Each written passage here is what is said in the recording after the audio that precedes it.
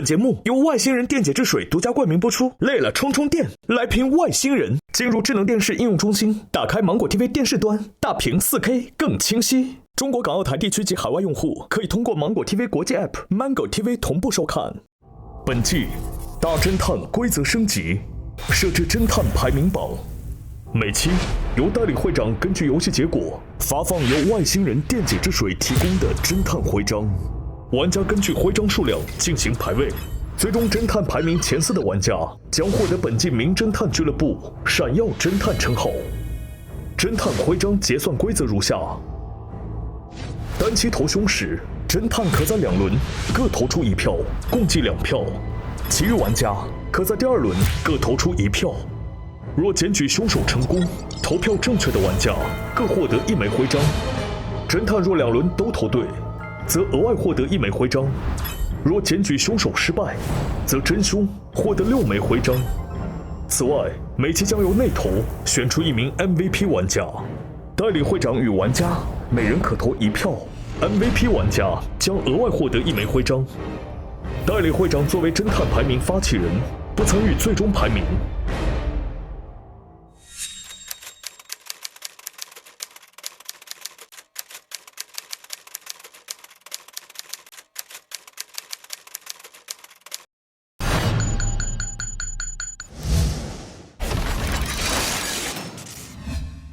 上一案，在 M 国足球丁级联赛最后一场比赛激烈角逐时，突然传出一声剧烈的爆炸声，众人立刻前往爆炸现场查看情况。经发现死状球队领队真领队死于宿舍会议室内，初步判定为爆炸导致的死亡。经初步排查，凶手就锁定在死状球队的5位成员之中，他们分别是何队长、大教练、张前锋、陈中场和戚经理。小丑的真实身份究竟是谁？小丑预告会有恐怖袭击，小丑不想让我们打比赛。他制造这起爆炸的目的到底是什么？小丑到底是针对真，还是针对这个球队的命运？我们不知道。凶手又是如何利用广告拍摄活动隐藏自己的作案动线的呢？它是这样的，它是整个是一个这样环形，你可以从 A 和 B 这样出去，但是如果这2个门关了之后，所有的人都必须要经过其他房间门，你才能到浴室。然后17点灯光会自动开启，我们的宿舍都是毛玻璃，因为外面是亮的，里面是暗的。在这个过程当中，如果有人从我门口过的话，从左到右，从右到左，我能看见的。是这个人影，对，有人影信息。你回来的时候只能在内环里面，它其实就是通过这个就确定没有人随意的走动。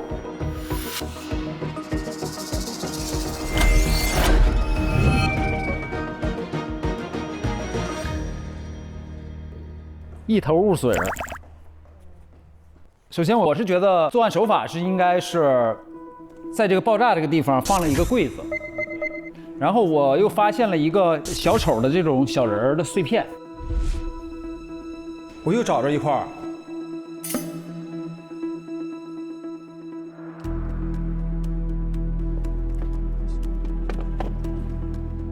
这儿有一块儿，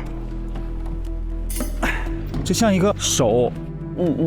对，这可能是炸弹，装炸弹的东西，对。然后里头这个砖是被炸进去了，所以就是比如说里头要是空的话，砖和柜子中间是炸弹，所以那个炸弹应该是在柜子里，或者是在柜子外头，像两边炸的，对，最后把真炸死了。然后他还有一部打不开的手机，还有一个打不开的电脑，这个手机和电脑联系的人帮我们去调查一下里面有啥，还有一个万能钥匙，有一把钥匙但是不知道在哪儿用的。万能钥匙。我回到休息室，发现我的体力棒被打开且用掉了。他说他锁上了，是在一个锁的这个地儿吗？真是去你的屋吗？对，有可能。我觉得小丑肯定是就是跟若云说的是一样的，他不希望这个球队打比赛，他可能知道大家吃药了，所以他觉得明天不能比，所以他提前发出了这样的一个警告。发出这种警告呢，然后他没有想到真阻止了这件事儿，没好使，因为真想要他比，然后最后小丑只能最后把真杀了。真杀了的话，其实跟他的初始动机就不一样了。他初始动机让比赛延期，让球队能存活下去嘛？对。那现在比赛已经比完了，你这时候把真杀了，跟他的初始动机一致吗？而且我们还得参加药检。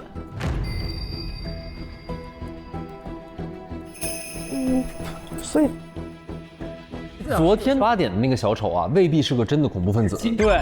但是今天真的放小丑炸弹那个小丑，他不一定是昨天晚上那个小丑。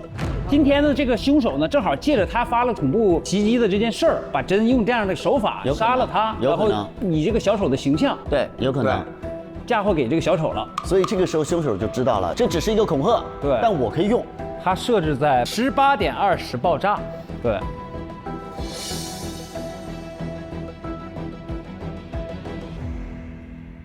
然后就是接到一个封锁通知，紫壮球队球场和球员宿舍将于 M2005年3月25日晚9点起暂时封闭，并于 M2005年3月26日下午15点30重新开放。封锁期间禁止进入。重新开放的时候，这里边安全的，因为人安全排查已经完成了嘛，所以就是这个炸弹应该是这之后拿进去的。哦，对对对对对。对，因为我是裁判，所以我知道这个时间。15点30分是解除封锁，16点上半场开始，16点45中场休息，17点35下半场开始，18点20下半场结束，对，20大家欢呼发生爆炸，然后17点10分至17点30分，那个窗户一直是关着的，因为那个摄像机已经卡在那儿了，对吧？对，侦探，我跟您说一下吧，就是从那个时间线，好。17点，走廊的灯亮了，我看见一个人从左至右从我的门前经过。17点10分后，我看见一个人从左到右，又过去了。又从右到左，这不就是晃悠吗？是不是就是我呀？就是你啊，那就是你。我去拍广告了。之后我又看见一个人从左到右，从右到左，后面就是按正常的安排来了。我推测应该是陈根和啊。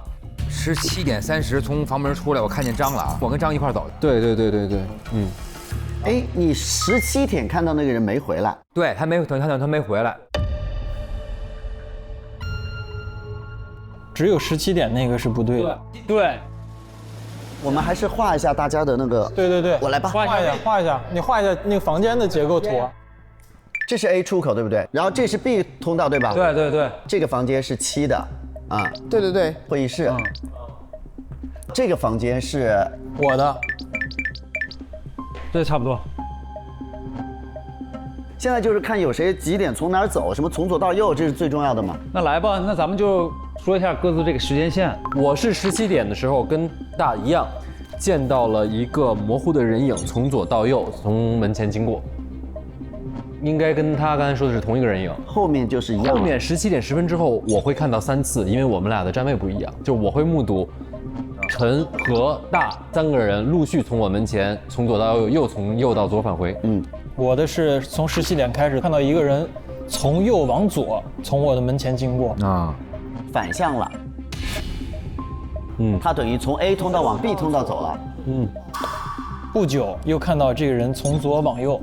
然后从17点10分到17点15，我就去了浴室，完成了广告的拍摄。我是5点到5点10分，我看到一个人从右到左，从我的门前经过。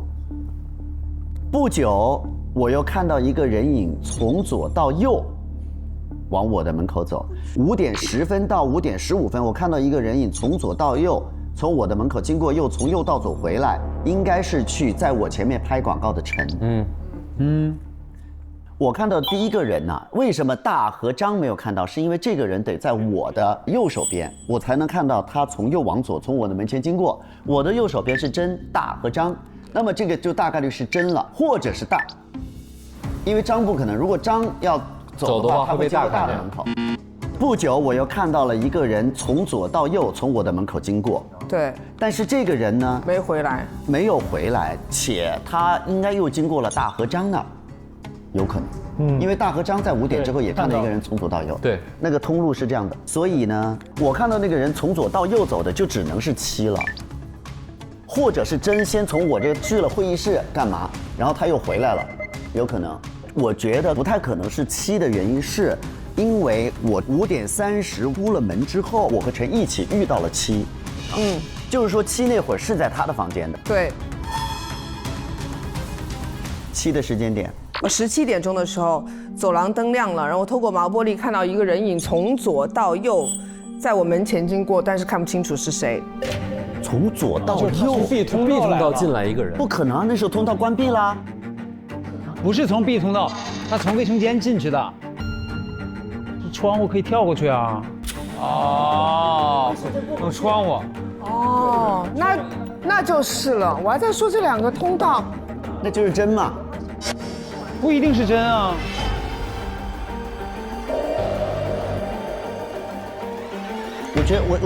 我这么想，有没有一种可能，如果是真一个人的动线的话，他先从这儿走，是不是满足？满足，再回来是不是满足？满足，然后经过这个是不是满足？满足，然后从这儿翻窗子到这儿是不是满足？也满足然后到这儿他就停在会议室了。这就是真一个人的动线的话，那就是这样。这不应该呀，因为这里面一定有凶手。这里面应该有凶手的动线，不可能是真的一个人的动不然他线。自己炸自己，我自己炸自己。真都能直接从你们那儿去会议室被目击，我觉得他就不担心被人目击这个事儿，凶手才对，要走那个道路走那个卫生间那条对道，真应该是从真那儿直接去的会议室，然后就没回来。还是说得有2个黑影才能对上我们的目击记录，对吧？有没有一种可能啊，就是他5点之前他就在会议室？啊，那也有可能。重点就是5点到5点10分的这个，是他有可能能够做一些事情的时间。那就是这一个时间点把炸弹放在会议室，是这个意思吗？报告侦探，我有一个非常重要的时间点要跟你们补充，请说。是一个空间时间点。首先，3点半以前我们不能回到这儿，对，所以凶手不能布置炸弹。3点45的时候，真打开了会议室，也就是炸弹所在的位置。大和我们一起在会议室里面讲战术。这个时候首发名单没有张，真向大请假说他下半场有事要处理，大要7来代替真在旁边辅佐他。4点之后我们就开始踢比赛了，一直踢到4点45。是，之后呢，我们要拍广告，而5点钟就已经开始灯就亮了，不能随意走动了。我说一下这里面有可能的时间点啊。首先3点半到3点45这个过程当中，这个会议室里面是有可能可以进去的，但是真是打开了会议室的人。3点45到4点是我们在那开会，不可能动手脚。4点到4点45中间有2个，一个是张没有首发，还有一个是4点35陈下场治疗，也消失了一阵子，是有可能的。4点45到5点是大家休息的时间，是有可能的，这15分钟。但是有个问题是，5点之前如果把这个东西已经布置好了的话，那这条动线想要说明什么呢？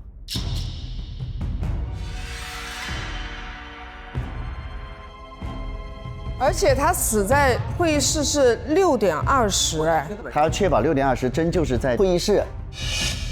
但有一个点，有什么我们要找到什么真的罪啦，什么倒得快什么之类的，因为真就这么乖乖的，整个下半场的比赛都在那待着。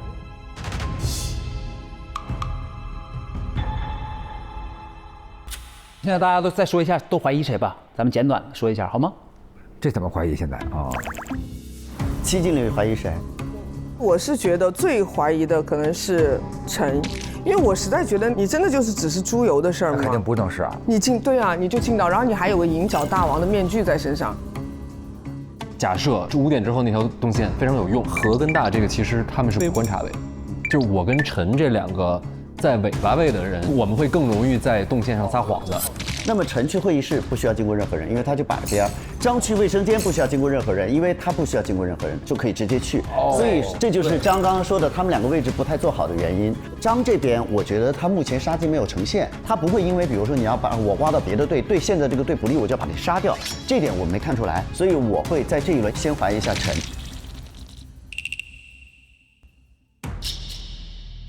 我是从上半场的上场时间来看，如果说他要在这个点上去安排炸弹的事儿的话，他肯定是尽量让自己在场上，而我张是不在首发，我是下场治疗了。我是觉得反而我跟张嫌疑没有那么重的。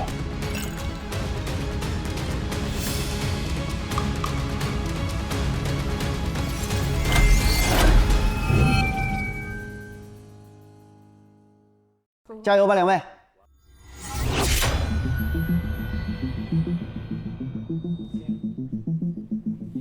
我们先说能排除谁吧？我觉得大是可以排除的，因为大第一个说的那个时间线啊，对，有一个人走过来，对，然后能跟张印证，所以他在时间线上是不太容易撒谎的。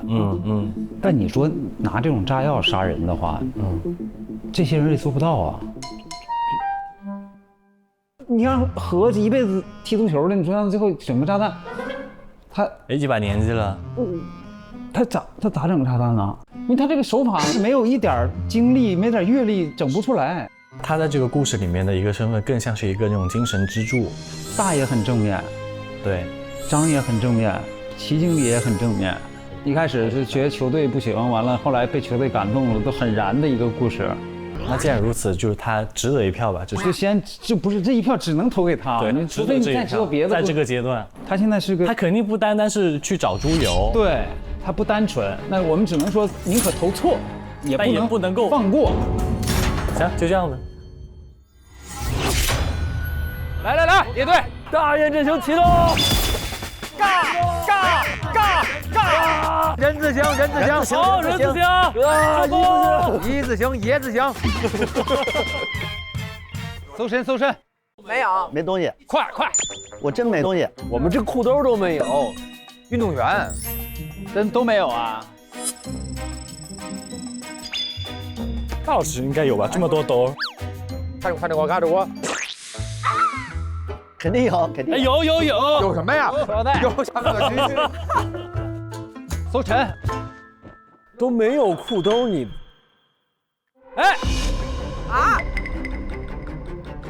钥匙，这也能搜到？我只是抱着试一看的心态，试一看的态度，试一试的心态。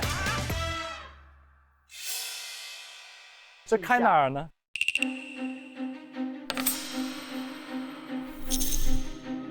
哪儿有锁呀？找吧，走起，走。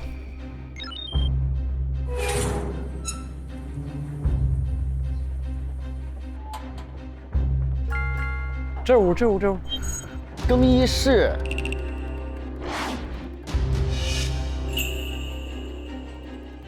他如果在这儿停留一下，对，我早说让你画这更衣室就不画的。这儿还有一个更衣室，这个不重要，因为我们没有人在更衣室。我第一票投错了，全怪你。你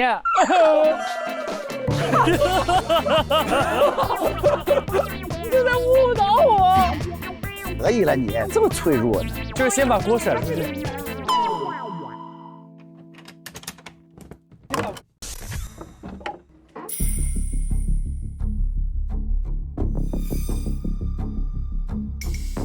这有啥用呢？真的培训？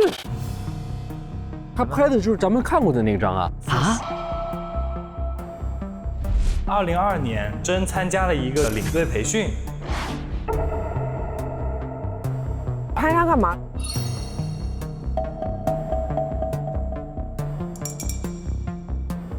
？3月26号，今天拍的，4点40。4点35，陈下场治疗，也消失了一阵子。就是他受伤的那会儿下来。你为什么要2022年他训练的这个东西？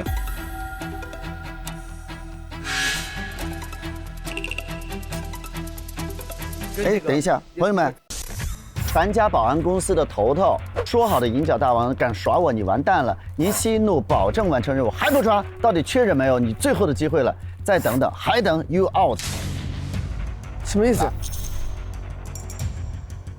？3月25号，他是个保安公司的保安。啊，对，确实在外卖这个领域啊，不是很擅长。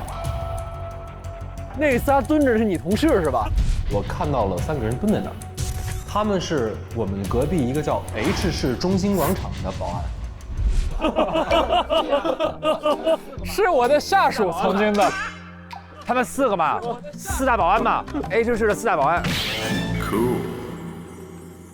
他们来这干嘛呢？找你。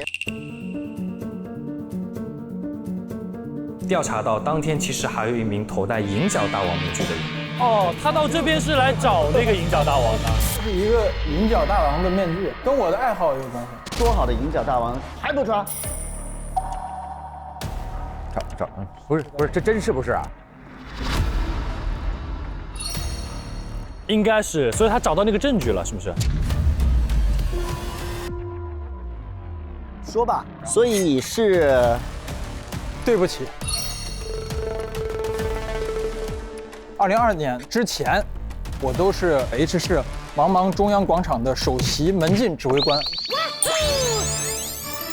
也就是保安队的队长。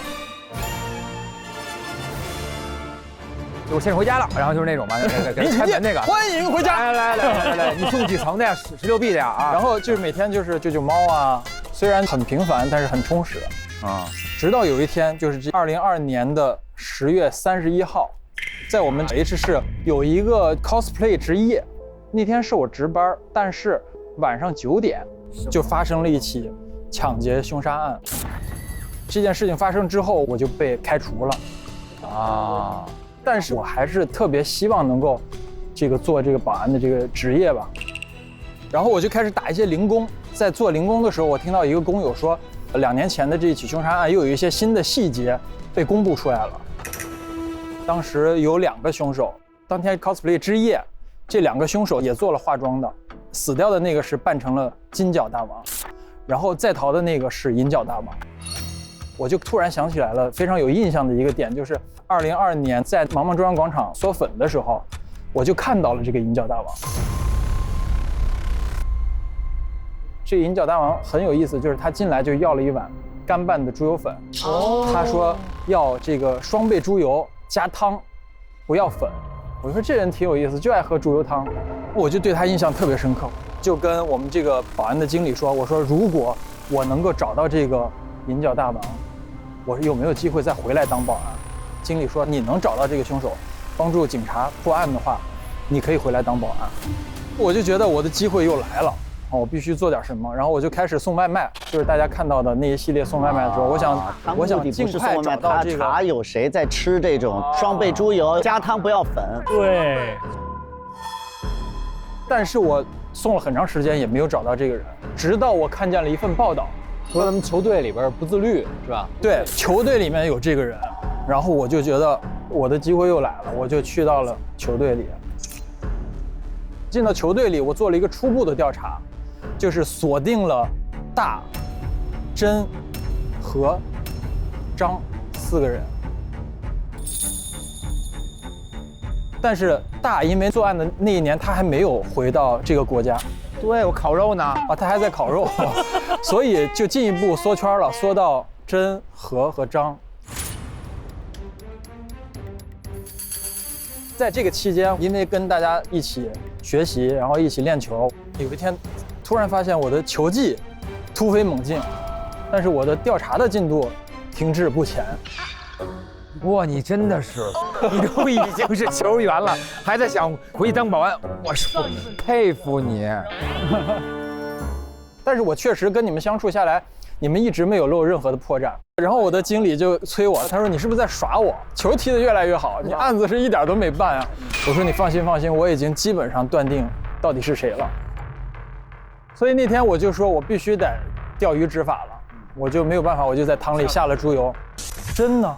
他是喝了整整1大碗，我初步判定就是真，因为他都喝完了，应该就是这个银角大王啊。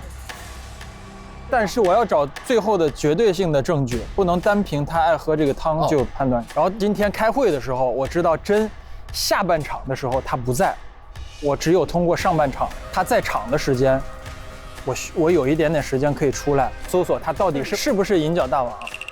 所以我上半场最后10分钟，我就假摔了一下，赶紧下场，出来进到他的办公室里，然后就发现了那张照片，就他桌上的那个照片，对，就这个照片。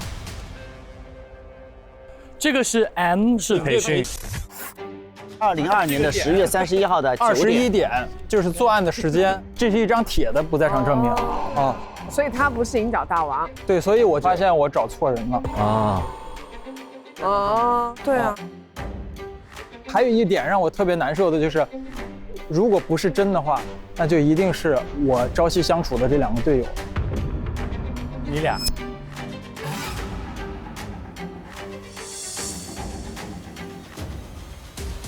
我就非常挣扎，我是要把这2个人的名单给我外面的兄弟，因为那个其实是来跟他做策应的，但是我又确实想跟你们一起完成这场比赛，我觉得这场比赛对我来说意义很重要。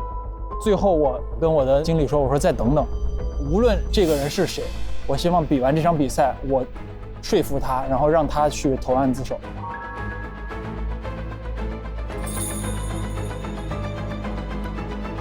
来，咱们再去搜一下题。我怎么觉得张的故事更最后搜？哦，这样子吗？我听你的，听侦探的，听裁判的。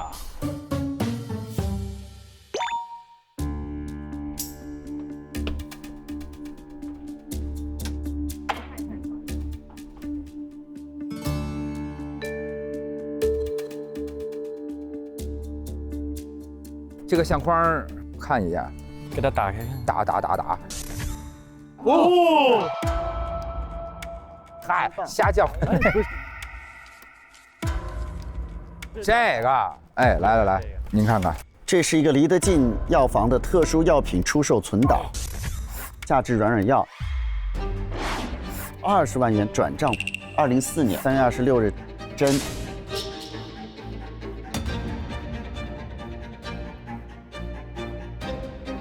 您的活，您好，这是有问必答事务所，在2005年的3月26日，他说您好，我们调查到真领队曾于2004年联赛期间购买过夏至软药，比赛后其账房立刻收到不明收入20万元，但未查到转账方。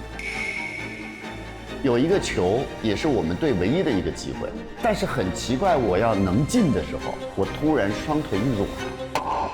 他给你下药了，对，他就为了赌球弄那让他必须赢不了，对，没有他下药的证据了。一方面有证据，另外一方面我问了那有问必答事务所，然后不是帮我调查假球的这件事情，跟我们队有没有什么关系嘛？3点半开放了，我就收到了这个来信，就确认了他就是跟这件事情有关系，但是我非常生气，因为他会有损到我们整个饲料厂的名誉，如果他把这件事情说出去，所以我当时就想了，如果说这个比赛赢了之后，我一定要把他开除了。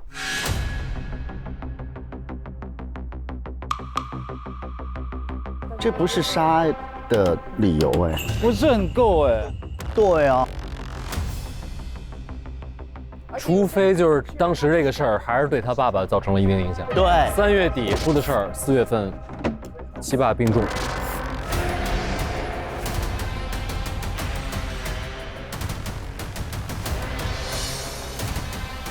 收到，大什么大？说教练。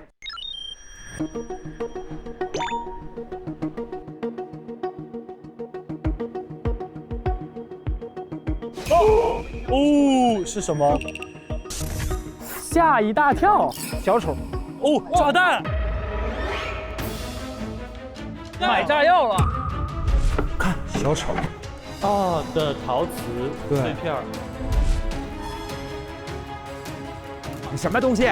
买什么炸药？可设置定时，产生大量浓烟，声音巨大，安全没有破坏力啊，炸不死人。吓你一跳，哈哈。再找找吧。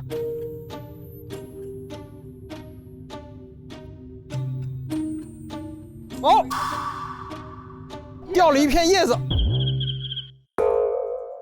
这里有东西，有一个验什么棒啊？哇，他验了自己是什么？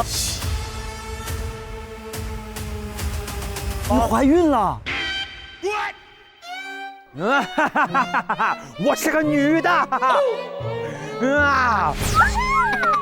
什么玩意儿？验那个体力棒，他吃了。哦。他不能让这个比赛进行，所以昨天那个小丑是他。网络上有一个小丑头像的人发了一条信息，他说：“明天的这场比赛必须终止，如果我们不听话的话，中场哨响的那一刻就会有爆炸发生。”吓一大跳，产生大量浓烟，声音巨大，安全。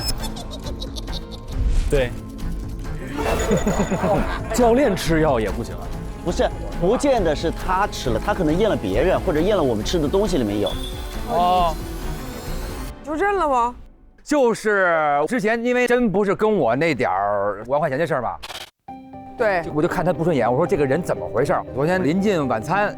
我去那个食堂喝水，我看他在那个饮水机那儿鬼鬼祟祟，我就没有多想，我给自个儿倒了一杯。我喝着喝着，我就感觉我心跳加速，我就觉得有不好的预感，有一种不祥的预感。然后那个不怕一万就怕万一啊，他是不是还有别的事要加害于咱们球队？后来我就赶紧回去，不是拿着一测嘛，发现果然是这个阳性嘛，他就是往那个水里在下药。我赶紧往回食堂里跑，我再一回去那桶里头真能喝几个，喝的一滴都不剩了，一声全没。太好喝了，这怎么越喝越有劲儿？越喝越有劲儿，喝的大家开始干杯，怪不得我们赢了。这药管用啊！药管用，还是大验真行，还是有用。战术加药可能是啊。看来今天的比赛还是不干净。这下完了呀，因为咱们这明天赢不赢都不重要了，因为只要被查出来之后，所有人生涯结束了。对。我就想怎么阻止。Plan A 晚上8点的时候注册了一个账号叫谁是小丑，我就发了那个预告，要求组委会不是要停吗？因为有炸弹，如果不乖乖听话就会有爆炸。但是没想到发现没有安全隐患，比赛照常进行。对，刚才咱们一块聊，我才知道是真又说服他了，等于这事儿我没办成嘛。我阻止不了怎么办？那我是教练呢，对不对？我有 Plan B 呀，我买了一个嘣嘣嘣一个假炸药。对。我要知道一个假的爆炸事件，在正好18点20，比赛结束的那一刻，他想要过那个24小时，对，过了有效期，不是，但是这是吓人的，他是怎么被炸成这样的？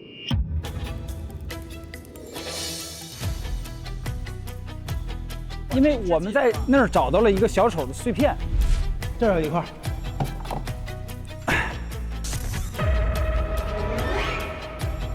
哦，这个所以可能是凶手把假炸弹变成真炸弹。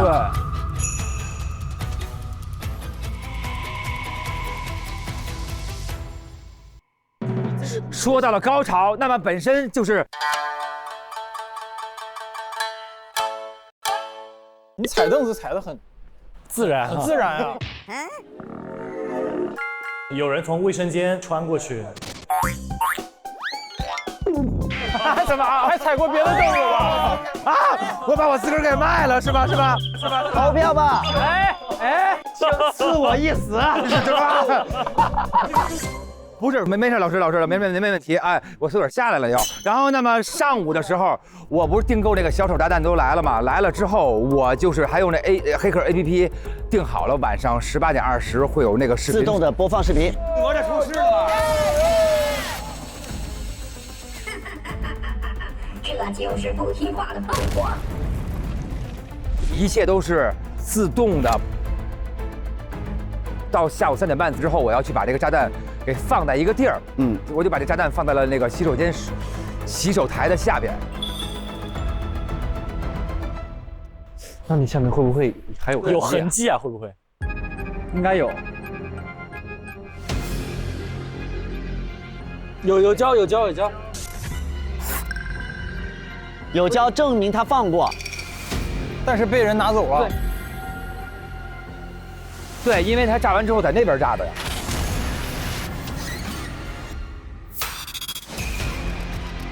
那挪是你挪的吗？你要相信我，那个跟我没有关系。那所以要有人知道你放了炸弹在这儿。哎，还有一点，他刚刚这么一说，我这么一听，哎，你又想起什么来了？我觉得很巧。很巧昨天下午6点40，我去放猪油的时候啊，不小心把那桶水给打翻了。哦，所以别人都没喝，我们都是干净的。我太紧张了，我把那桶水我就说，这么多年培养出来的团队能靠那点东西吗？我们今天的胜利是靠自己，靠自己，靠的是我们的自己。大业，别死壮，我们最棒。全队只有你服过毒，没事没事，我就喝一点儿，对，不会抽你吧？抽我大嘴巴还行，抽我这儿，抽我这还行。咱们再去搜一下，去哪儿？张。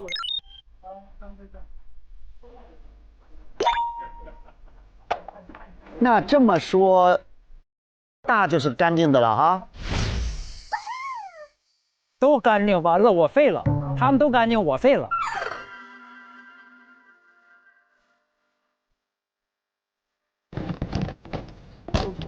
哎，这都能找着？掏出来了，漂亮。注意这个防空洞别去哦，小心有进无出。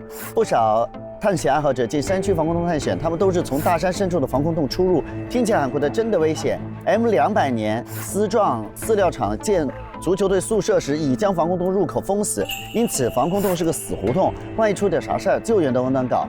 呼吁大家远离这个神秘洞穴，让它安安静静做个历史遗迹吧。有密道。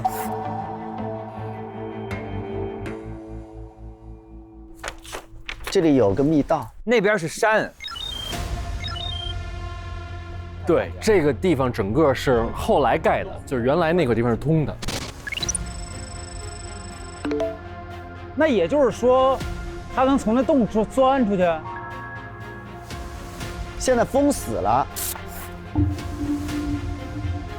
那这个 E 是继续说。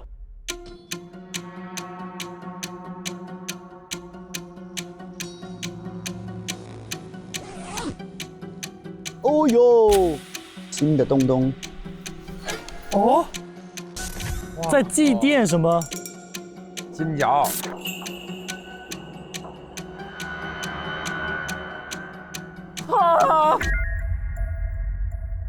啊！我的哥！你的哥哥，他银角。我是银角大花，我的哥，我的金哥。哦，你是银角。我喊你一声，你敢答应吗？我喊你一声，你敢答应吗？害怕的终于发生了。我在 H 市长大，从小跟一个我的金哥是我的好哥哥，我们不学无术，做了一些不法的事情。2022年的10月31号是一个 cos 之夜，这天金哥就跟我提出，我们要不要去干一票大的？他 cos 成了金角大王，我 cos 成了银角大王，就借着这个混乱啊，我感到很紧张。然后我有一个属于我自己的独属解压秘方，当我感到紧张的时候，我就点一份双倍猪油加汤不加粉。哇哦！因为高油脂会让我镇定。本来我们想是趁人家主人不在进去，偷点东西，但没想到那个主人在，人家半路回来了，他就想呼救，然后我这个金哥呢就上去用手捂住他，不让他呼救，用力过猛，也是捂死了，失手。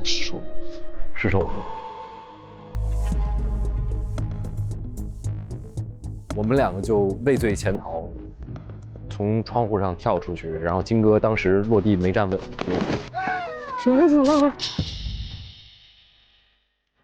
没有办法，我就不能在 H 市生活了，我就赶紧跑，我连夜跑路到 M 市。到 M 市呢，就也没有什么正经事儿可干，就踢野球。没想到踢出点名堂，我就给自己起了名字叫张前锋。后来就被球赛发现。在球队待了之后，我的心态就是说，第一，这么多年没有人来追查我，我觉得可能就大家把这事儿给忘了，我就想以球队的身份，就是完全的新身份就好好活下去了。只有一次，因为我们球队一直输球，我又感到压力特别大。然后我在压力最大的那一刻，点了一份双倍的猪油汤，我把它放在了保温杯里边，一口闷下去，流下了幸福的泪水。熟悉的感觉又回来了。没想到，第二天我们球队就爆出了丑闻，就是说，大家太不自律了。还好那天没有查到是我喝的，我就发誓，我说我再也不碰这个猪油汤，可能让我身份暴露，而且也确实对我们球队不利。但是没想到昨天那个汤喝那第一口，我就觉得不对，因为我太爱这口了，所以我没忍住，我把第一口给咽了。咽下去我就流下了2行热泪。但我想起了我当时发过的誓，我忍痛把这个碗放下了，然后我把我的眼泪抹了。所以你观察我的时候没有发现哦。他可能离远了看你觉得太难喝了，这个。对，我看以后我觉得他表情很怪异，然后把汤给放下了。我觉得应该不是他哦。到那一刻，我还觉得说这个事儿是安全的，我可以再比赛下去。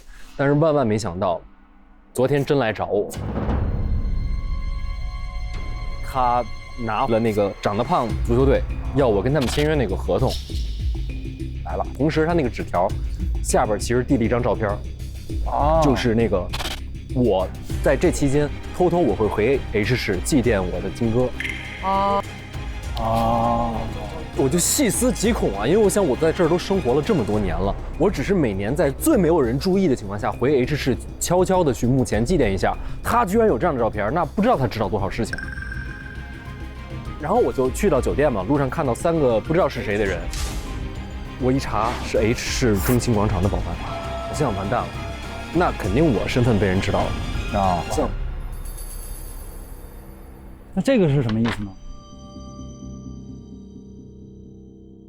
我查到那个保安之后，我就回想起我年初在这个看到一个新闻，就是 M 市日报上写的，咱们这个球馆啊和这个宿舍楼以前是在一个防空洞的入口这儿。根据它那个图上的结构跟现在结构，我标星我说那个洞口就是会议室那位置。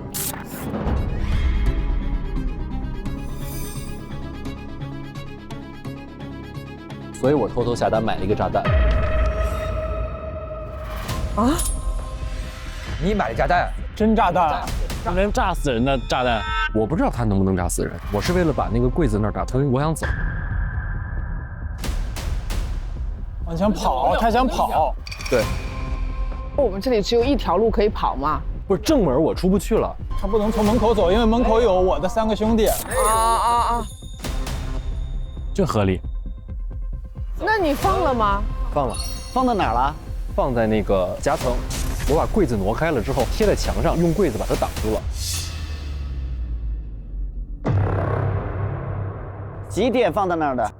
上半场没有首发那段时间，我跟他说，教练，我想了一个招，我们让对手放松对我的警惕，我就不要首发了，这样下半场我体能也更好一点。哎，我听有道理啊，对啊。教练也对就答应了，答应完了之后呢，我就趁没人注意那会儿，从替补席上就溜进来把这事儿干了。他这是单个炸弹，还是说装在什么小丑的？跟小丑没关系。我肯定想做的事情是，借小丑这个事情神不知鬼不觉的在这儿消失。所以你定的炸药的时间也是6点20，也是哦。我不知道小丑会不会炸，但是我知道那个点儿大家会以为是小丑，然后趁乱。只有我知道那有一个可逃跑的通道。等大家反应过来怎么回事的时候，我已经在另外一个城市了。但是现在有2颗炸弹。没有，那个是恶作剧玩具，它只是有声响而已，但人是真炸弹炸的。有一个人得同时知道大的计划跟我的计划，然后把它放在一起，变成小丑杀人案吗？哦。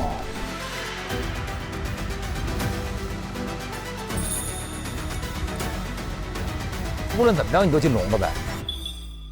那不是，不一定啊。那他现在是承认炸弹放他那儿，人不是他引去的。银角大王啊，那就是他也不是那个跟本案无关，那他怎么他都是坏人。真就算威胁我了，我在这儿杀了他，我也在这个城市混不下去，就我不能在这儿再背一条人命了。第二呢，我没有任何的角度去可以保证说真会在那个点到那儿。那现在我们要找的是把真引过去的人，就确保他那个时候要到那边，而且他知道那个地方有炸弹。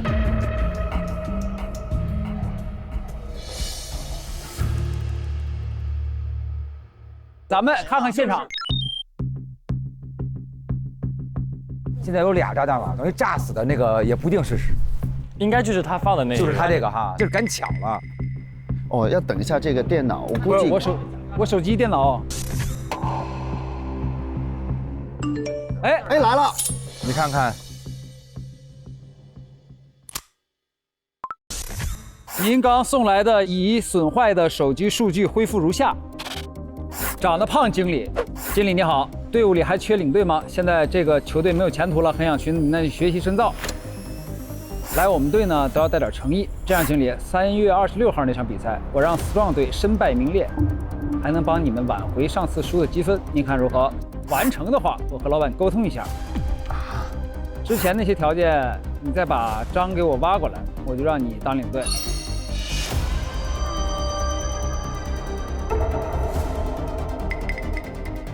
还申请了额外给你一笔钱，没问题，等我好消息。等比赛结束，他们抽检，这个队伍就完蛋了。就是让他们下药那个。真要家伙给我，因为瓶子在我那儿，但空了。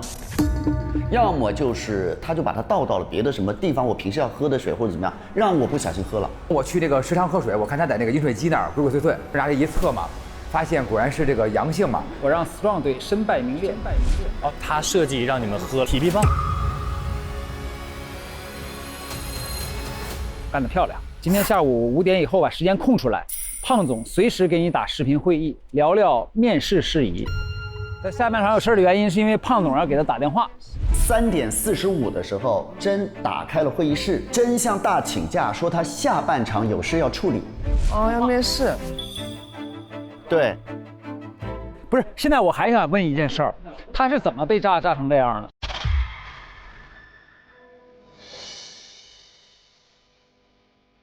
他是什么姿势？脑袋还被炸了一半。只能炸他腿啊！不是，他要不然就靠在这儿。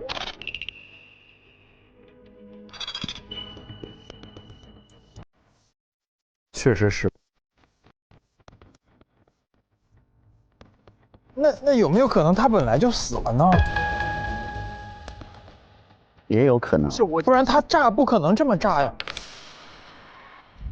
哦，他先死了已经。他已经死了，躺在这儿了。或者是去找柜子下面的什么东西。看这个头一定是靠在这个炸弹这个方向，他就算找东西，他也得这么找，那也是这个位置受伤。能不能看看他这么着的话，有没有致命伤啊？所以他应该靠在这儿，对不对？他应该靠在那柜子边上。啊，不好意思啊，你们看检查过尸体了吗？哦，我们俩不敢。这有手套。哎呦，他得知道这儿有炸弹，他才把这贴在柜子放。对呀，对呀。如果他并不需要知道这些呢，他就是把他杀了，放在会议室，因为他知道结果刚巧他知道他5点钟来开会，他尾随他就在这把他给杀了呢。现在还没有人认谁把我这家炸弹拿走了呀？哦，对哦，还有人挪了一下他的东西。对，拿他那个小丑炸弹，还是为了伪装成小丑炸人的吧？对，所以凶手得知道那个恶作剧的炸弹。没有就是荣格特什么之类的来给一个什么师姐没有啊？朋友们，如果他并不知道他的计划，他知道我的计划，知道你的计划，知道会不管是假的或者是崩一下，但是他如果把它伤在这儿了，然后崩一下，是不是也可以假装是那个东西伤的？不行，那个炸弹的破坏力太低了。那个人并不知道那是个玩具啊，他长得就是那个预告的那个小丑的样子啊。哦。如果这个人要知道这个计划那个计划，他对，那他还能把两个放在一起啊？不是把两个放，就是他压根儿不知道这儿有一个真炸弹，他把他那炸弹当真炸弹用了，结果这块儿真有一炸弹，然后梆一爆了之后，炸。那这也太碰巧了。就是很碰巧的意思嘛。身上没有伤口，再找找吧。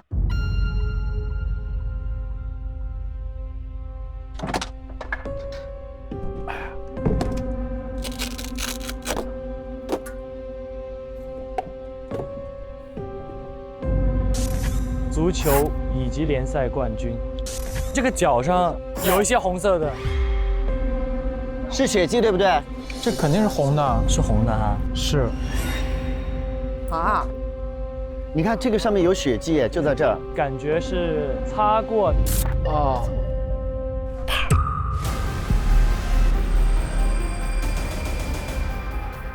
因为奖杯在这儿，然后那他这样走过来，直接咣。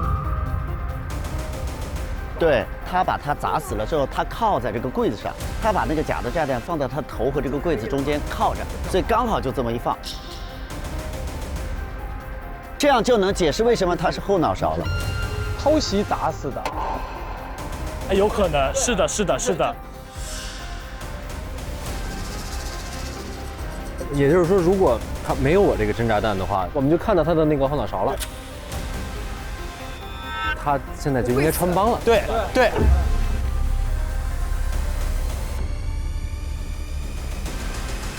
那我们进入讨论。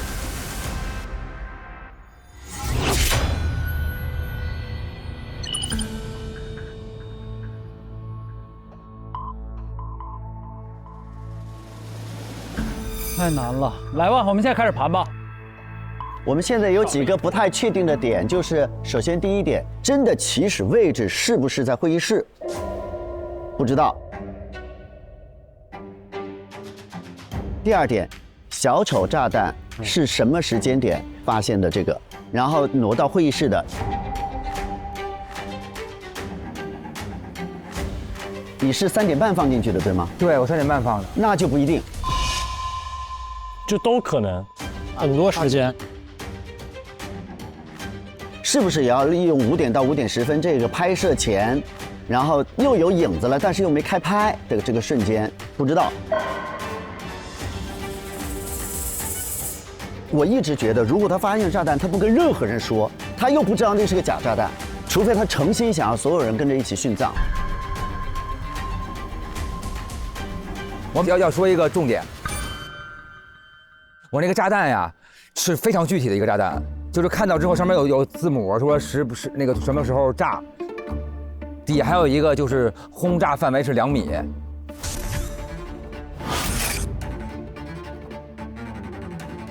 所有人发现这个事情也不为过了，就是因为他反正就2米，他有可能发现了这个，他还是可以去比赛，所以就明白了他为什么敢放在那儿了。对，就是大家不会有危险。对，就是他的目标就是为了毁掉那个痕迹嘛。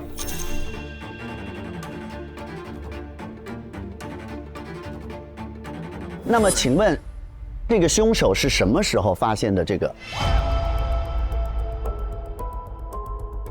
到底发生在他实施之后还是之前？得是形成杀机之后再发现吧。就是他杀完人之后，他又发现只有2米，他就知道不会有任何人伤亡，但是又可以掩盖我的罪行。有道理，有道理。只能破釜沉舟了。对，我更倾向于是实施之后，去厕所洗手，发现了炸弹，哦，就是杀完人了之后，他想清洗一下，肯定要去厕所嘛。哦，对了，这个对了，这个对了，对对，就是心理动线，咱们给它合理化了，就是说他清杀完人之后要洗手啊。这样的话，动线要讨论了。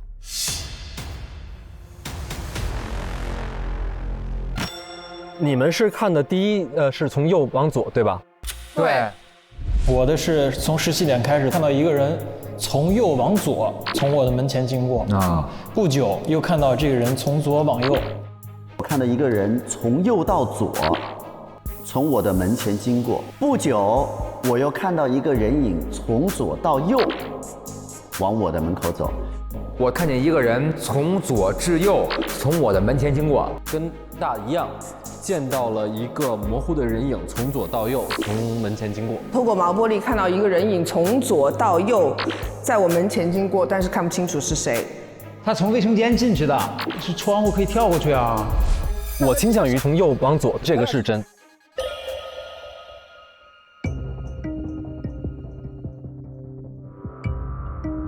好，我倾向于，如果是7做的话，真是在5点钟，我们看到这个是他到了会议室，这时候7出发，这时候他已经把真可能已经杀掉了，或者什么我不知道啊。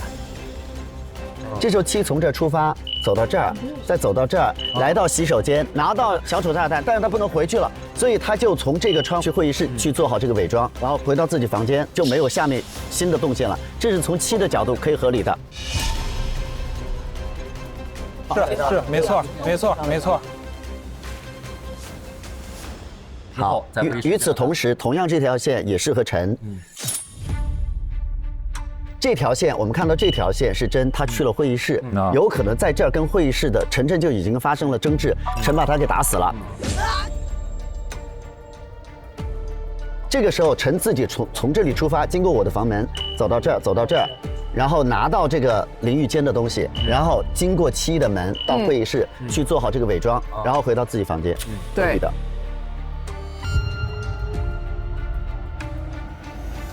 是不是只有这半扇的人需要用到这条动线？如果是这边的人呢？我们再盘一下，有可能吗？如果是张这条动线，首先我来那一趟，第一时间就会被大目睹，大就没看到那个方向。对，大就会一趟了，所以这个不可能了，对吧？对啊。如果是大的话，从这里出发，经过我的房门，不行。大不能越过河，卡着了。如果是我做的话，我必须经过陈的门口经过，那这样会被陈目睹。对。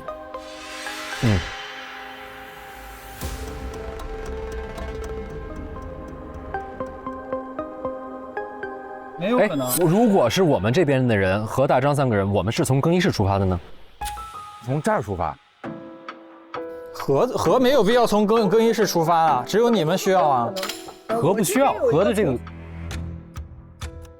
是这样的，如果你们从这儿出发的话，那这条线就是你们了，你要到会议室。对。那么真就一直在会议室了，这是可以的。到了会议室之后，后面这条线依然是跟刚才说的是你们的。再绕一遍。对，你们从更衣室出发可以。大跟张是因为有了更衣室才不会被完全排除。对，那何也是符合。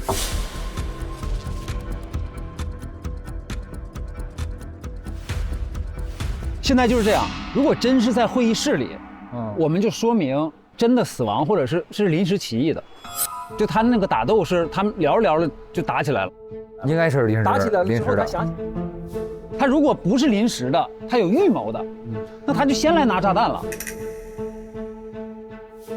他不太可能预谋，因为其实今天这个事情牵扯到别人的计划，他要么就把他弄晕在这儿，确保他可以待到6点20。要么就砸晕了之后，他再用这个炸弹来弥补自己的这个伤口。但是我倾向于凶手不知道那个小丑炸弹是假的。不是，他肯定不知道是假的呀，他肯定不知道假的，不然他运他干嘛？不是，如果他知道他这个是假的，他就没有必要给他运到这儿了。对，他运他干嘛？所以大是排除了，是肯定的。对。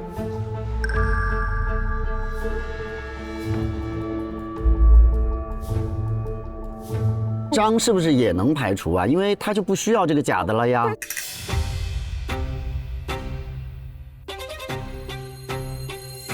那为什么张不可能呢？我不可能，因为是我有一个真炸弹去销毁那个痕迹。除非他还有一点，也有可能是张，也有可能。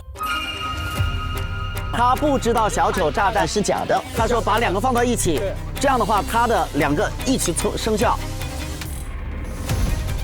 对，有可能，有可能。可以的。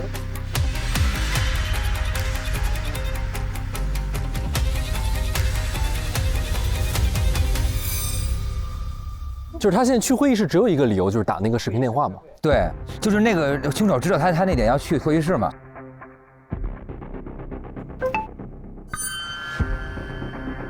好，来新信息了。电脑恢复了哦，电脑恢复了，来了。恢复啥了？哦，这是会议，这是一个截图，一个截图。这是会议软件。会议软件。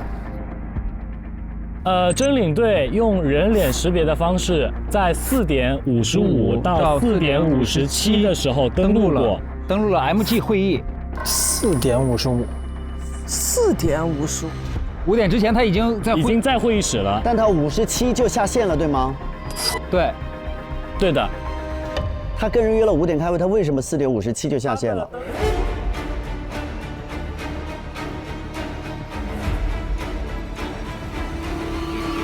它的登录内容是网速测试，他先测试一下，以防可能等会我卡了。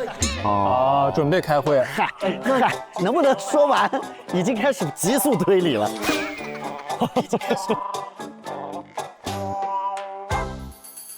那也就是说，你们第一次目睹的就是凶手了，因为真已经在你们目睹的那个时间点之前就进去了。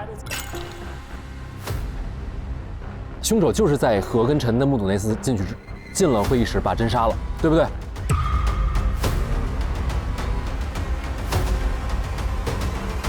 对，所以这我们刚才说是他5点从这开始去这开会，对不对？不对了，对，其实不是，他已经在了，这就已经是凶手了。对，所以一定是凶手走的。对，因为凶手是要确认，就是真他是在会议室嘛，除非他提前知道。那他如果想要找真的话，他这个时候最开始是不是应该先去真的房间去一趟，然后最后发现他其实不在？那不在的话，公共区域他应该不会去更衣室，那只有会议室了。对，所以凶手只能是从真的房间或者是从更衣室出发。对，这个人从更衣室或者是真的房间出发，去到了会议室，杀掉了真，再回去。然后回来到这儿洗手，翻窗到这儿，铁炸弹，然后还得回屋呢，然后就只能等拍摄的过程当中回屋。去这个淋浴间拍了外星人的湿发广告，对，广告，每个人5分钟，4分钟的拍摄，1分钟的往返路程，20分钟拍完。这个过程当中，大家不能出自己的房间，在房间 stand by。拍摄的顺序是陈、何、大、张。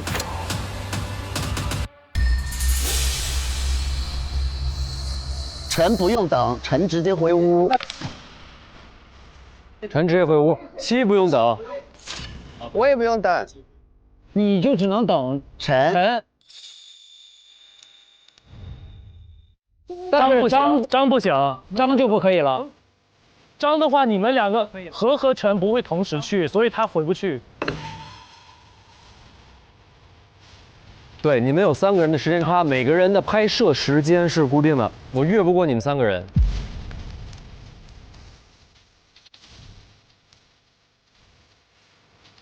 张回不去，大也不行，大不能同时越过何和陈。对，对。你看，所以这俩还是排了，排了，就是和陈七现在主要是。现在我们倾向于是激情，那就分析一下谁更有可能去找他杀他，好不好？对，就是动机上这个时间点。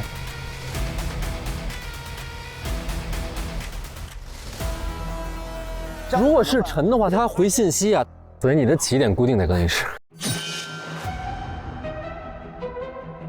第一，他回信息啊，他跟人家回的是说，我说再等等，再等等，对吧？但是他前面的已经去过一次真的房间了，他知道找错人了。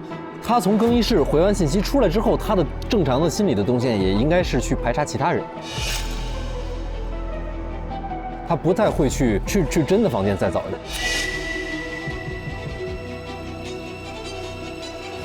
但不是，但问题是真发现了他，去他的鬼鬼祟祟的，是在4点41发现的。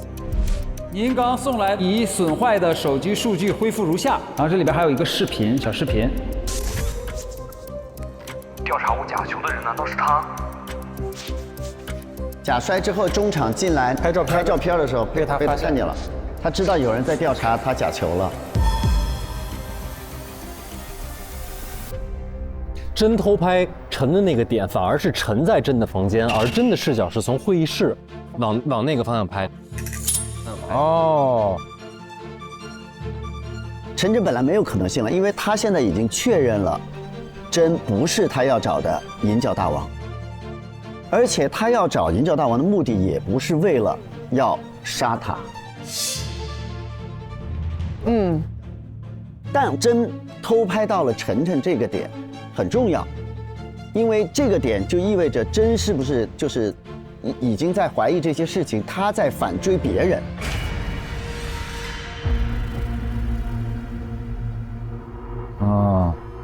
如果真找到了陈陈在查这件事情的可能性，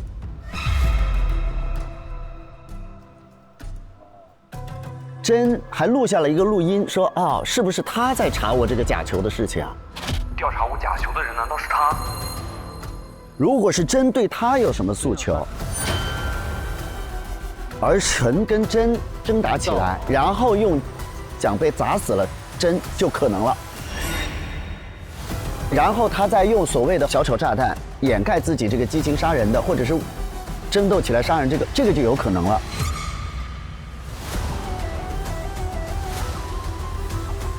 对。但是你说的这个方法，我们就站在真的角度上想，他约我去会议室，他要跟我说什么呢？他一定不会用一个自爆的方式跟我聊天吧？他不会说你不会是在调查我做假球的事吧？那不会吧？他一定会问我看到你去我房间了，你在查什么？我就会跟他说我在查一个银角大王犯过案，爱喝猪油汤，我已经查到不是你了。那我们俩的矛盾就化解了。我俩不会用一个就是互相伤害的方式去聊这个天，不会制造这么大的矛盾冲突。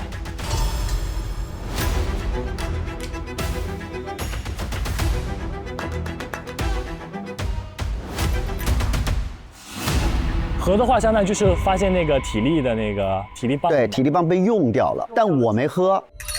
因为如果你要分析我的行动线，或者分析我的诉求，或者分析我自己的，因为这是有可能是我最后一场比赛。最后一场，你觉得他把你人生毁了，他给你下药了？不是，但是我知道我没有喝，我只是不知道它用在哪儿了。我有可能会去找他问，对不对？对。但我也不知道我们之间发生了什么，然后我就把他给杀了。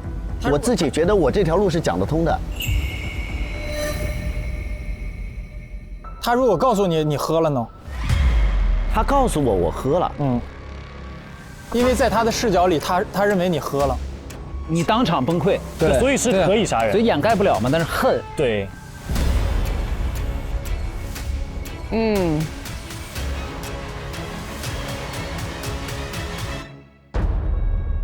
从动机上来说，我觉得其实和跟7差不多。当年的那个腿软，对于这个整个俱乐部的一个打击，以及整个球队最后一个。但是其实我已经有他个人的犯罪证明了，就是他呀，他收受贿赂啊，包括做假球啊这些，他是他的个人行为，我把他开除就好了。我是没道理的。我的这件事情，我不需要这么着急找他。实际上，我3点30已经发现这件事情。如果我要找他，我3点45开会的时候，我是不是等他下了，大家全部走了之后，我找他说了，我是经理，我什么时候找他说不行？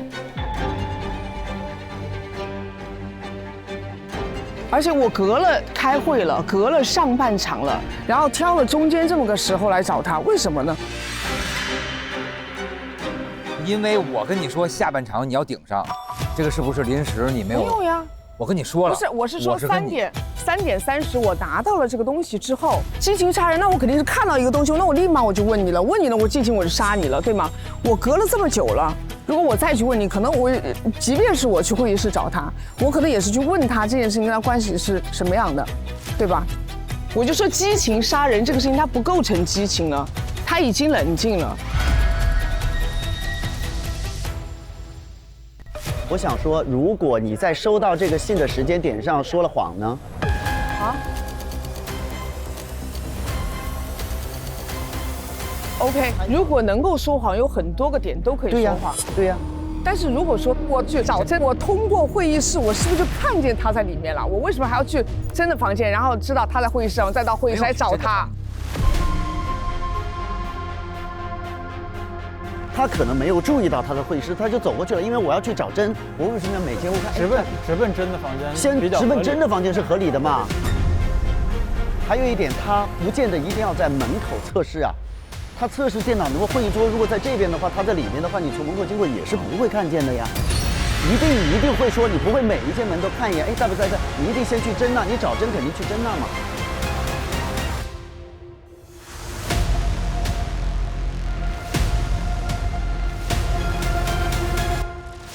现在就是这仨嘛，其中肯定有一个人撒谎了。他说他目击了，但其实那个人就是他。现在在和陈七之间，其实作为激情杀人来说，最不可能的是陈，他不太可能跟真突然之间起冲突。但是陈有可能真现在对他怀疑了，他可能不会去找真，但真可以能把他约到会议室去。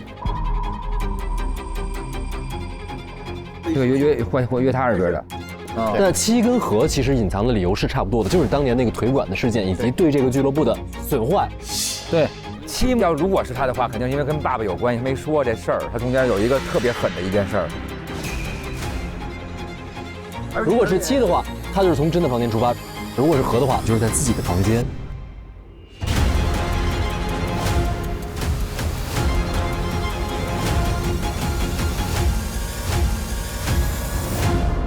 投吧，那就加油吧，去吧。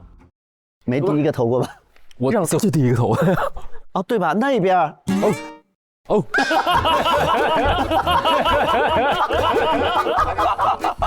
加油！加油！紧张的嘞。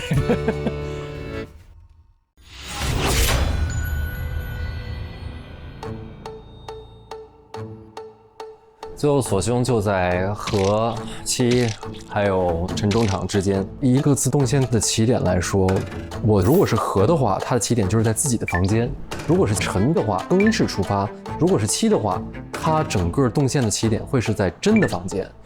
我觉得杀鸡动线从哪个地方产生最合理的话啊，如果以这个模式去锁定这一票，只能投给你。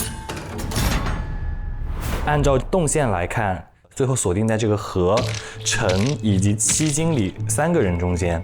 何的话，他不像会杀人的人，更加怀疑的是其实是陈跟七，因为对于陈和七而言，他们其实没有必要整个走一圈。那么他们其实是可以就近完成，但如果就近完成，凶手就会直接锁定在他们2个中间。那他必须要为自己的行为做一些掩护的话，那他在每个人前面露过一面，那这样子其实是一个更好的掩饰的方式。陈和七，我觉得好。从动线上排除啊，陈炸掉真的理由是现在不成立的。现在就剩下何和七。何跟七都可以符合那个动线，但是七他没有任何的，除非他隐瞒了一个特别大的跟他父亲有关系的，要不然他不至于炸他呀。何也是，他知道体能棒那个事情其实也说得通啊。我现在只能就是好了。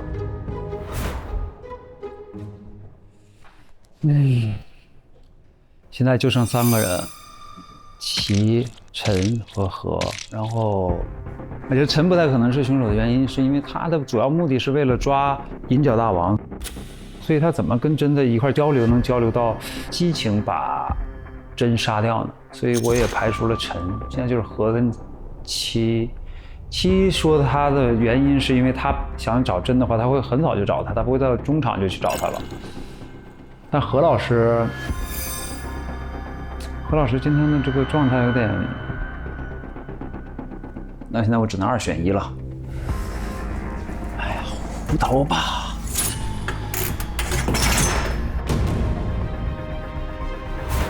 来吧，这场比赛我们必须要拿下。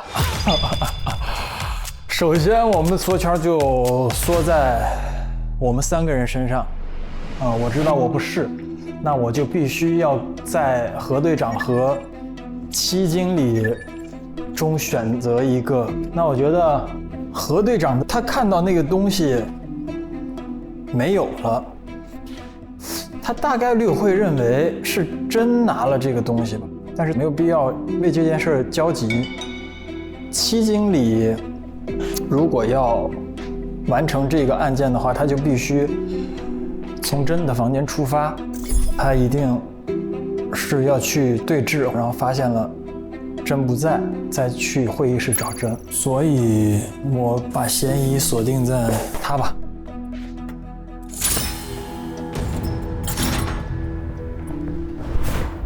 今天这一案呢，首先因为从位置上我们排除了大和张，而且因为他们一个有一个小丑炸弹，一个有一个真炸弹，所以呢，他们这2个人，是不满足这2个炸弹同时出现的可能性的。那么我又不是，所以就在陈和戚当中，我必须要选一个头。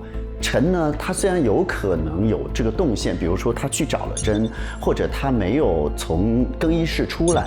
戚的话呢，他确实有可能会去质问真一些事情，但是呢，这又是他自己的场，所以，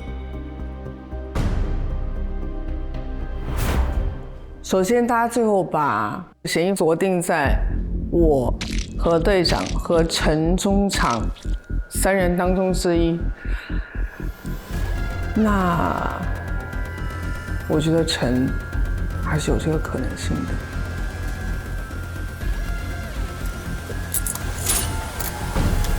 加油！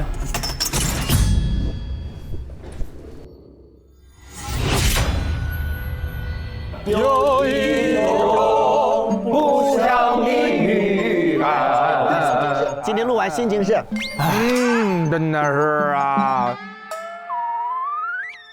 来，请宣布。互联网土法综艺大侦探时光记第7案中，谁是杀害真领队的真凶呢？是谁呢？首先公布获得0票的安全玩家。大宝贝儿，绝对教练啊！获得0票的玩家是大教练。嘿，教练当然了，是不是？你看，教练太好了。张前锋，张前锋也是不错的队员。大的不是天生人字形结束吧？就是可以。荣耀战队回来吧。还有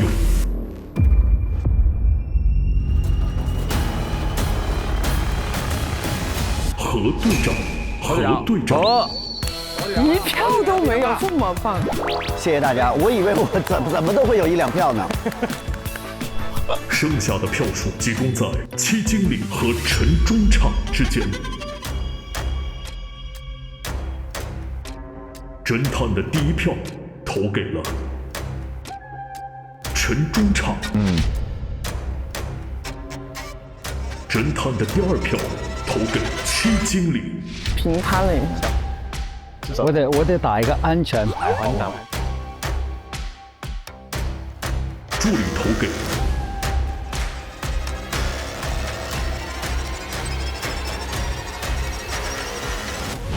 从现有的证据看来，排掉陈，因为他在真的房间已经确认了他要找的那个所谓的银甲大王其实不是真，所以他没必要去找真。那在此情况下，七经理的可能性更大一点。七经理，哇，七经理和陈中场互投了对方，七经理多1票，还有3票，3票，可能平。报吧。张前锋、大教练和队长都投给了。以各自的起点来说，我觉得在真的房间有所发现，产生了一个起码要去质问真的动机，是比较合理的。七隐瞒了跟他父亲有关系的很大的一个动机，在撕扯的时候不小心把他给杀害了。杀完之后，他才无意当中发现那个小丑炸弹，临时用这个去补救自己，只能投7了，就只能投给七经理了。不行，七经理6票，请进铁笼。万怎么的，经理走了，咱们队更没戏了。这个队真的不用要了，好不好？经理走了，咱们队更没戏了。这个队真的别要了，不用要了，好不好？别要了，别走，别生气，别生气，走了，别走，别生气，别生气，先走流程。好不容易来一场，刚才还说要多来玩，都不说礼，哎呦不是，都不说礼不礼貌，就是你们忐不忐忑？你们忐不忐忑？我就问一句，忐忑的举一个手，就是都错了的意思。我们现在都是龚琳娜，我们哎呀哎呦哎，来吧。七经理究竟是不是本案的真凶呢？哎呀，南丫的嘴角，南丫的嘴角，搁在这儿呢。悔了没有？后悔了没有？哇塞，那炸了！接下来我宣布，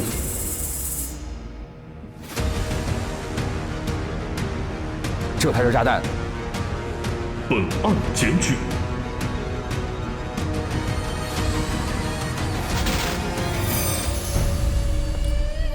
没错，我就是本案的凶手，七经理。成功！我们队团魂，人字形，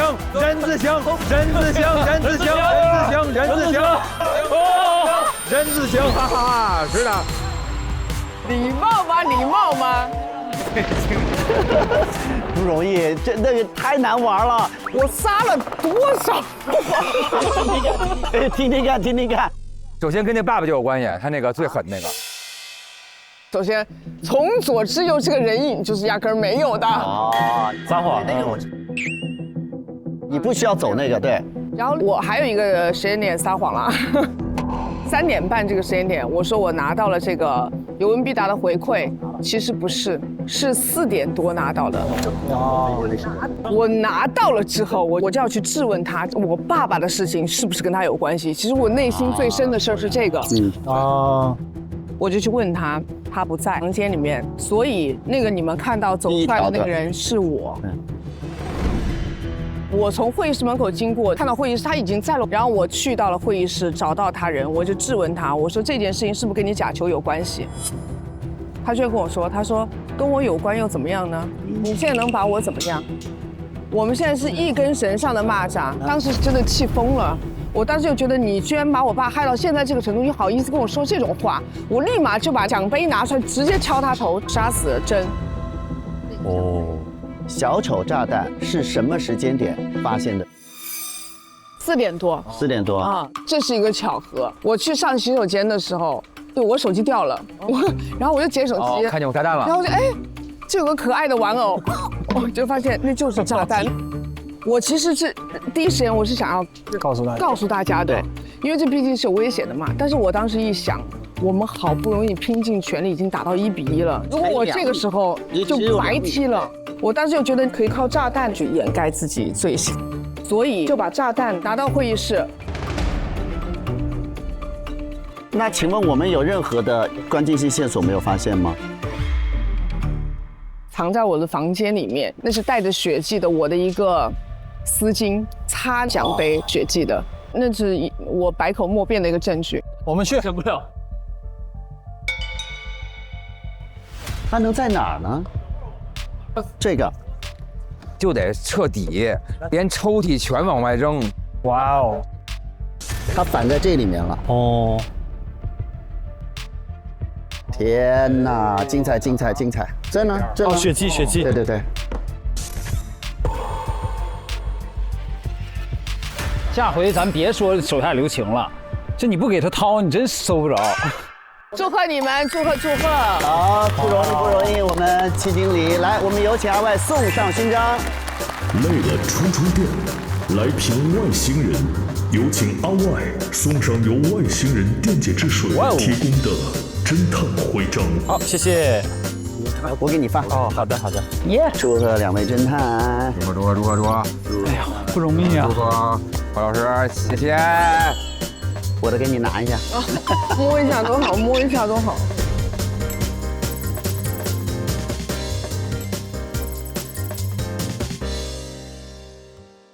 本节目由外星人电解质水独家冠名播出。累了充充电，来瓶外星人，谢谢外星人电解质水，谢谢。动感地带芒果卡提醒各位侦探，上芒果 TV 搜芒果卡有惊喜，谢谢，谢谢。所以他其实把动机时间线改了，所以我就说嘛，撒了很大的谎。精彩精彩。这不是也被你们发现了吗？很厉害，很厉害。逗你们太难了。得嘞，您走啊。待会儿得嘞。真的，好不容易回到家。好啦好啦，做了坏事嘛，就是罪有应得。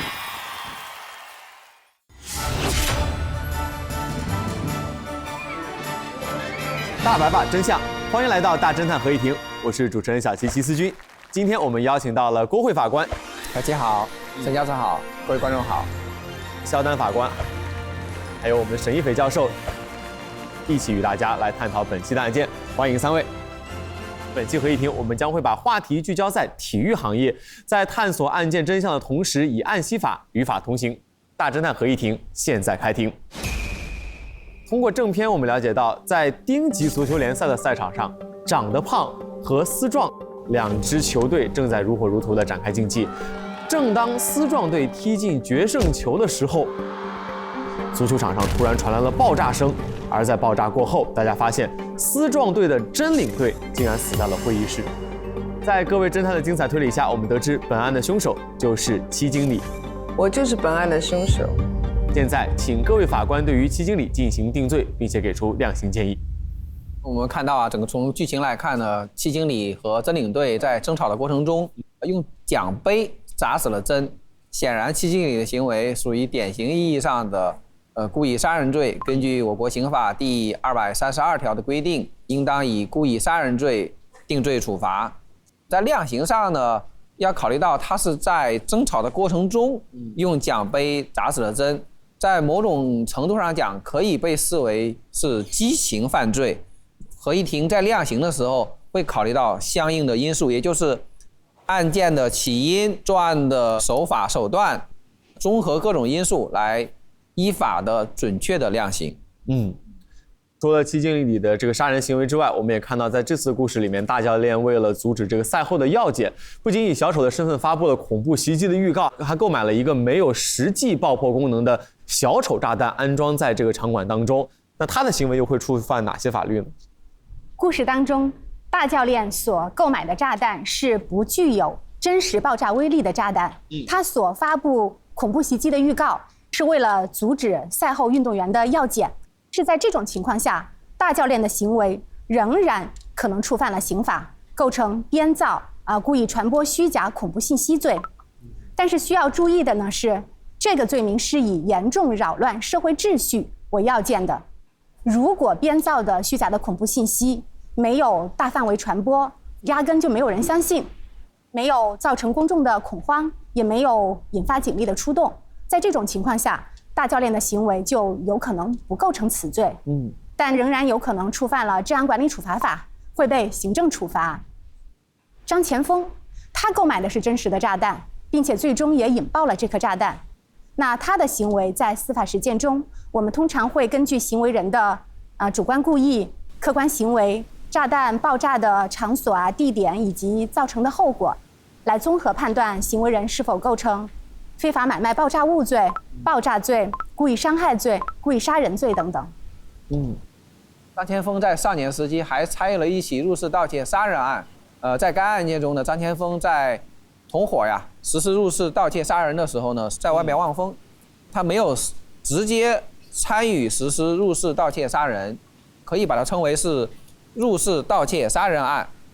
但是实际上在法律意义上，它已经转化成更重的抢劫案，因为他们预谋的就是入室盗窃杀人，它就属于抢劫罪的从犯。同时呢，考虑到他作案的时候尚未满18周岁，在对张前锋量刑的时候，我们会根据法律的规定给他适当的予以从轻或者减轻处罚。本案中的死者真领队，他是想要跳槽到丝壮队的竞争对手长得胖球队。为了破坏丝壮队的名声，使得除了张前锋以外的其他球员都在不知情的情况下服用了兴奋剂的物质，而真领队的行为又会触犯到哪些法律呢？刑法修正案11增加了妨害兴奋剂管理罪这一罪名。比如说，行为人引诱、教唆、欺骗运动员服用兴奋剂参加国内国际重大体育竞赛，情节严重的都有可能构成此罪。此外呢，如果是组织强迫运动员使用兴奋剂，还要从重处罚。今年1月份，内蒙古自治区呼和浩特市中级人民法院公开宣判了我国首例妨害兴奋剂管理罪的案件。在这个案件中呢，2名被告人是打着科学训练的幌子，欺骗将要参加大型体育竞赛的运动员进行血液回输。这种手段呢，不仅损害了运动员的身体健康，也造成了兴奋剂违规。这个案件的公开宣判，体现了我国对兴奋剂问题零容忍的坚定立场，同时呢，也为打击兴奋剂违法犯罪提供了重要的司法裁判依据。运动员在赛后药检的过程当中检验出了兴奋剂阳性，等待运动员的将会是取消比赛的成绩，包括之后禁赛等一系列严重的处罚。那么除了药检阳性之外，还有哪些行为会被判定为兴奋剂违规呢？除了兴奋剂检测结果呈阳性之外呢，反兴奋剂条例还规定了其他一些可能会被判定为兴奋剂违规的行为，比如说企图使用兴奋剂、逃避拒绝或者未完成样本采集、企图篡改兴奋剂管制环节等等。那其实我们经常会从一些国际体育新闻上会看到一些报道，有些运动员呢多次违规使用兴奋剂，甚至是长期使用兴奋剂，而在这些运动员当中，有人其实本身就拥有了非常出色的体育成绩，所以想请沈老师来分析一下，就是为什么会出现这样的现象。目前我们的确看到这种兴奋剂的滥用在体育行业还是经常会发生的，这可能是满足了多方的利益。运动员希望自己成绩能够提高，所在的球队希望获得更好的荣誉和名气，背后的资本也希望通过运动员的出色表现能够带动和提升资本的价值和商业上的利益。在这些综合的多种因素里面，导致了运动员认为在训练和比赛中间呢，如果使用兴奋剂是有效的，他们就会铤而走险。竞技体育对于人类的来讲的意义是在于探索人体的极限性，兴奋剂的使用使得这种探索就变成了是技术和技术的比拼。但另外一个反对兴奋剂是为了要保护体育运动员他的身体和他长远的利益。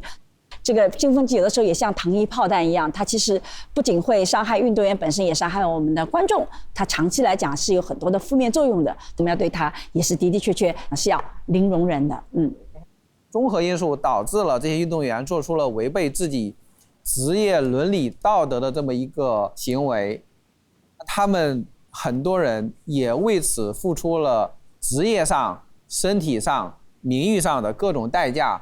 即便是有些人因为侥幸没有被发现，他们能够对得起自己在奥林匹克旗帜前面发下的誓言吗？我想他们恐怕是无法面对曾经的自己的。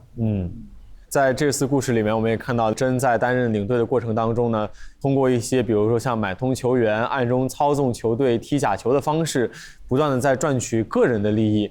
而这种行为上，在我国法律上该会如何进行判定呢？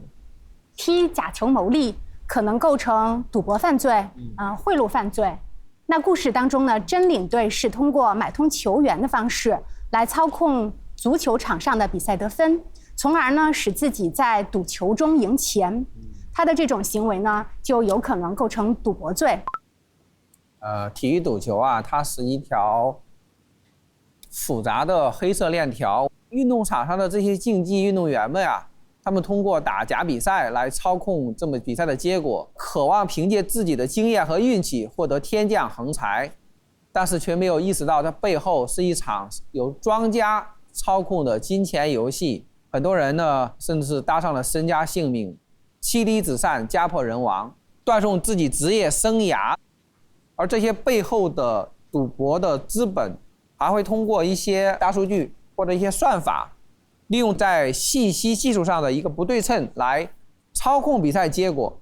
通过光纤网络，可能早那么几毫秒就能知道结果，在这几毫秒就足以他们达到来操控比赛提前下注，达到操控赔率这么一个结果，来谋取巨额的暴利，即使体育比赛丧失了它本该有的公平性，身处其中的人那可能会涉嫌非常严重的刑事违法犯罪，比如有赌博罪，有开设赌场罪，可能还涉嫌相应的贿赂犯罪，这些罪的量刑都是非常严厉的。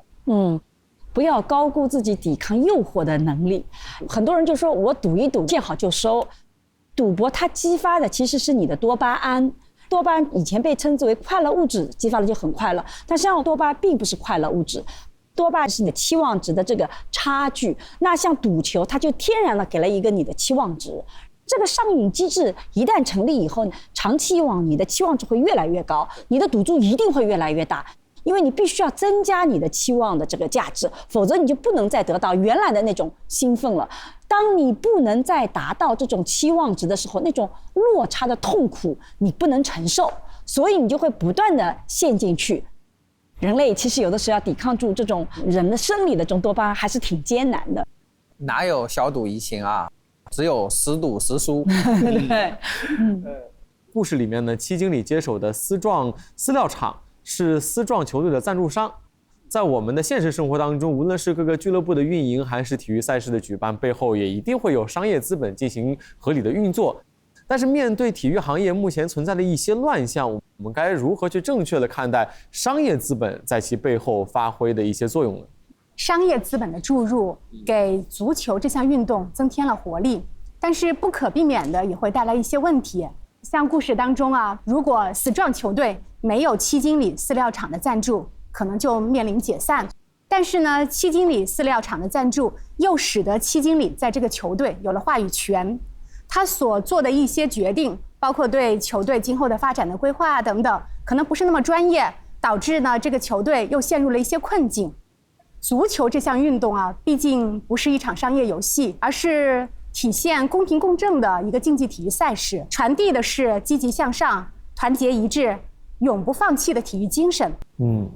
我们不能因为有一些案子啊出现了商业资本过分的介入，甚至是强迫诱使组织运动员实施一些严重违反体育职业道德、竞技规范，甚至是严重违法这么一些行为，而否定了商业资本在推广体育赛事中的这么一个作用。也就是我们不能因噎废食，商业资本推广到体育赛事过程中，这个是好事，我们要鼓励支持。同时呢，要运用好相应的法律法规，使商业资本在轨道上运行，不能越轨，不能逾矩。我非常同意肖法官和郭法官两个人在谈到商业资本的这种平衡性。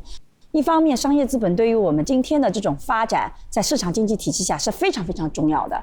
同样，它里面有边界，一些违法的行为必须要有严格的这个监督，以及要信守这个商业本身应该有的诚信和职业道德。希望我们这个观众朋友能成为商业资本的相对平衡的力量。我们是坚定的拒绝这个背后的操控，我们坚定的希望是真实的把这个实力出来，而不是说只要我喜欢那个能够获得好处、获得利益啊，我就觉得这就是合理的。我一直觉得追星其实本质上追求一种喜欢的感觉，这是有正面的意义的。我们要做到一些文明的观赛、文明的追星，尤其是在体育赛事里，不要让群体的情绪影响到你个体的做出一些可能有严重后果的行为。你要做好监督者。对，在这个故事当中，我们也感受到了体育精神带给球员和观众们的一些力量。所以，体育精神能给运动员们和观众们带来了什么呢？我们在体育赛场上就能够看到顽强的拼搏、永不言弃的精神。这其实是人类非常宝贵的坚毅性。我觉得这种精神其实是一方面激励运动员不断的突破取得更好的成绩，另外一方面对我们观众来看也会让我们更有能量、更有动力。所以在这个过程中，它其实实现了这个双向的治愈。体育是非常的有力量的，是非常正能量的。希望像这种正能量经常的能够激励到我们、感染我们，让我们在面对自己生活的时候也同样拥有一个坚韧的态度。对于一支球队，特别是一个国家运动员的喜爱，还能够激发我们人们心中的集体的认同感和民族的自豪感，所以让我们的体育更多的发挥正面的积极的影响。再次回到今天的案件，我们关于本次案件的讨论也就此结束了。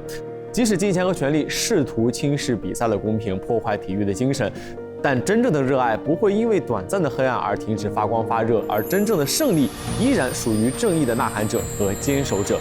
让我们以规则、以法律为经纬，继续编织赛场的尊严和荣耀。那么本期我们关于案件的讨论就到这儿了，再一次感谢3位的分享。大侦探何以婷，我们下期再见。再见。大侦探时光季联合中国邮政发起大侦探时光信箱和我的时光明信片活动，写下任何你想对侦探、角色或幕后工作人员说的话，通过中国邮政线下邮筒投递，或在芒果 TV 搜索关键词参与活动，就有可能收到大侦探宇宙的回应。投递方式： 1. 打开芒果 TV App， 搜索大侦探时光信箱，参与线上投递。2. 线下投递，手写信件并投递到当地中国邮政邮筒中，或送到寄信柜台。我的时光明信片活动参与方式：带我的时光明信片、大侦探双话题发博，分享与大侦探有关的日常图片与二创作品。今天就是整个故事给我一种非常励志的感觉。这个足球队其实除了这些队员，其他的人各怀自己的一些小心思。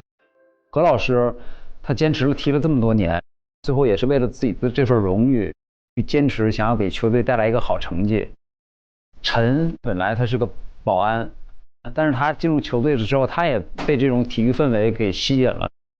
我们是一批不被看好的废柴了，甚至在经理眼中是要摆烂的，但是我们却在彼此扶持的过程中爆发出了强大的精神力跟战斗力。因为那一刻能够让你坚持下来的并不是分数，而是热爱嘛。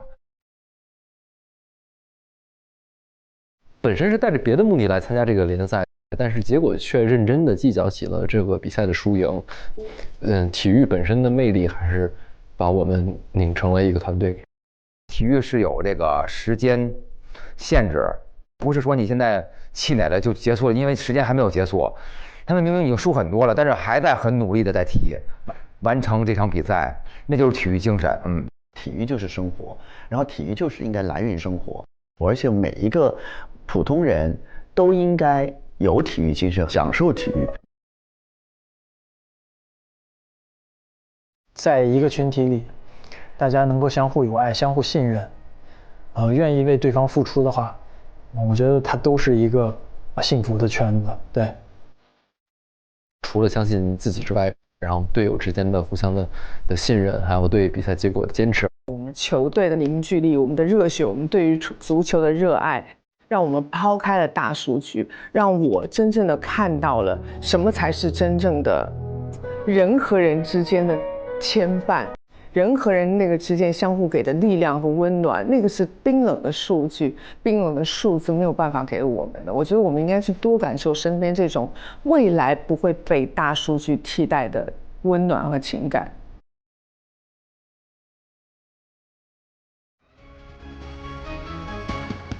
更多精彩内容尽在新浪娱乐微博综艺、新浪综艺。上微博关注大侦探官微，解锁更多节目惊喜福利和独家互动。上微博搜索话题大侦探，并参与讨论，和微博侦探团一起在线高能探案。